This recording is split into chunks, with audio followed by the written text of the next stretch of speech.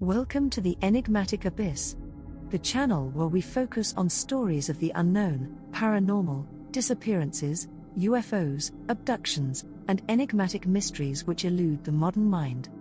Get your favorite snack and settle in. Today, we will look at the enigmatic and haunting tale of three cadets who stumbled into an enigma in the quiet village of Kersey. The Whispering Vale of Kersey. In the heart of Suffolk, where the ancient oaks leaned low and the hedgerows whispered secrets, there lay a village forgotten by time.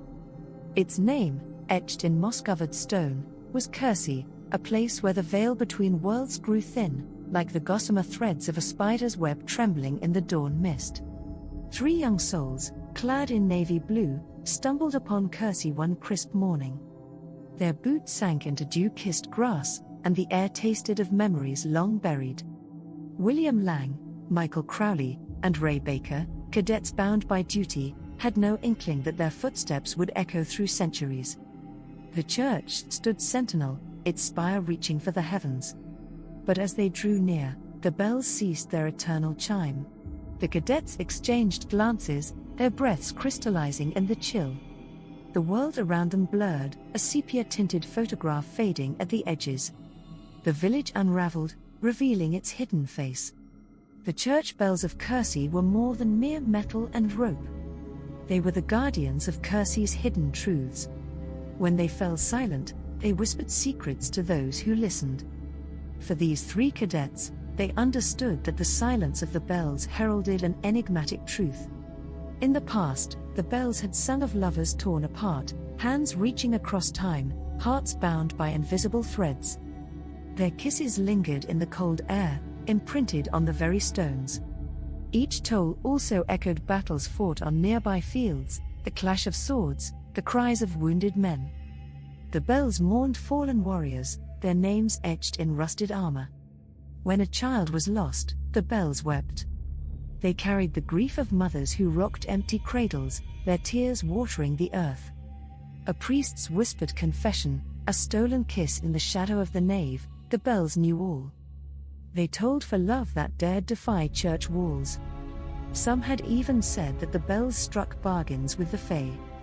In exchange for protection, the villagers left offerings, milk, honey, and wildflowers. The bells hummed with ancient promises.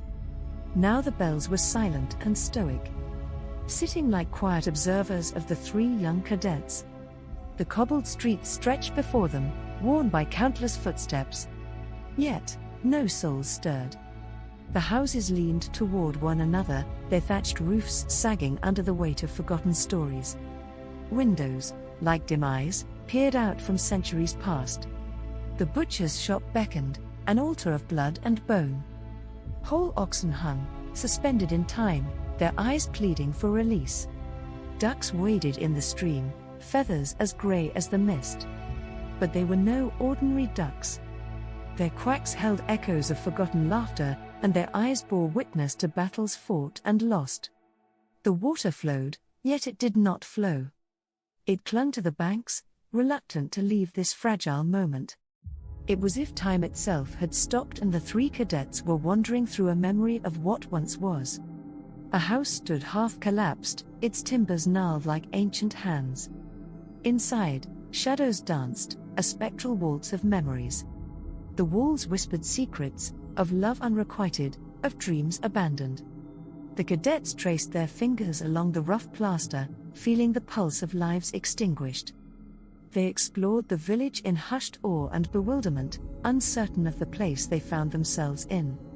Coming together and discussing the haunting village and its silent reverie, the air began to feel as it was tightening around them.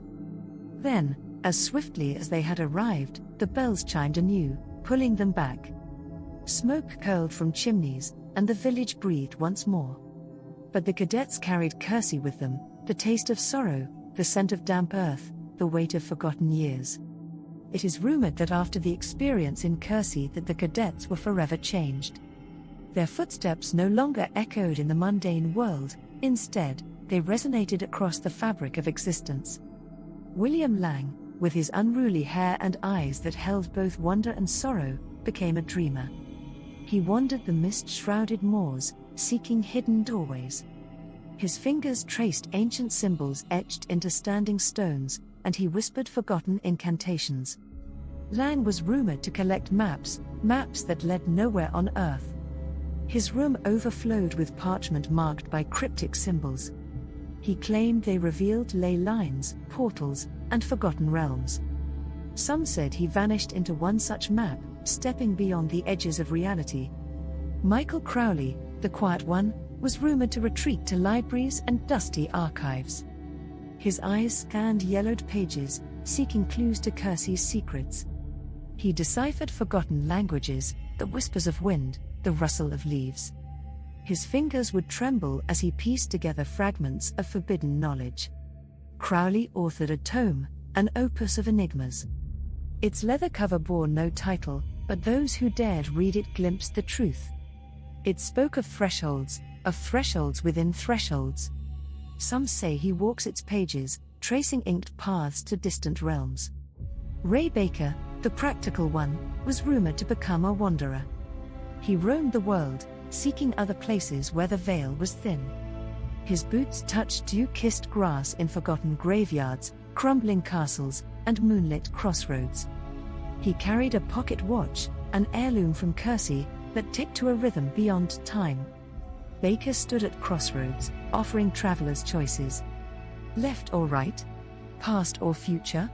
Those who chose wisely found themselves in unexpected places, a Parisian cafe in 1920, a Viking longhouse, or a distant star. Baker would smile, knowing he was the keeper of Kersey's keys. Further rumors among the townsfolk spoke of the cadets, their voices hushed by hearth fires. "They're not quite here," they said. They straddle worlds, the living and the forgotten. Some claimed to see Lang dancing with fairies on moonlit hills. Others heard Crowley's voice in the wind, reciting ancient verses. And Baker? He appeared when needed most, a guide for lost souls. As for Kersey, it remained a spectral village, half hidden in mist. The church bells tolled, their echoes carrying memories. The ducks quacked, their eyes knowing. And the veil? It fluttered, waiting for wanderers to stumble upon its whispering streets. So, if you find yourself near an ancient oak or a mist-shrouded moor, listen. Perhaps you'll hear the cadets' laughter, caught between worlds, a melody woven into the fabric of time itself. What did you think of this enigmatic encounter? Write it in the comments below. Thank you for watching, and don't forget to like, share and subscribe for more enigmatic stories.